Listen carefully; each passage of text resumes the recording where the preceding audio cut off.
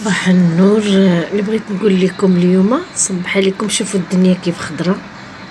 امطار امس وكانت بالليل امطار. بغيت نقول لكم اليوم على الروتين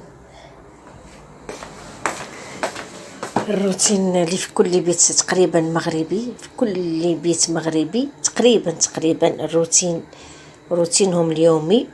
يعني كيوجدوا صينيه ديال الشاي اكيد بالنعناع. شوفوا النعناع كيف يعني لو في مواعين بنغسلها. صباح الخير، صباح النور.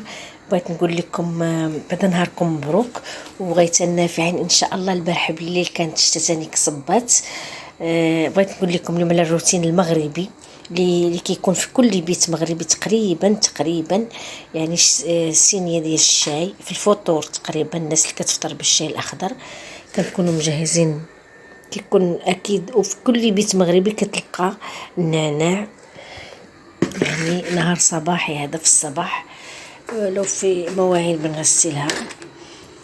انا مجهزه لي شويه النعناع، حاطه الميه على النار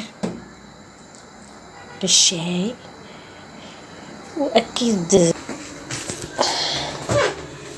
كنكونوا حاطين مجهزين زيت الزيتون.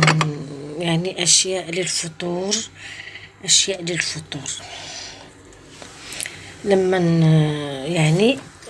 لما جهز الشاي حيت لسه ما جهزتوش، لسه الميه الميه ما غليتش.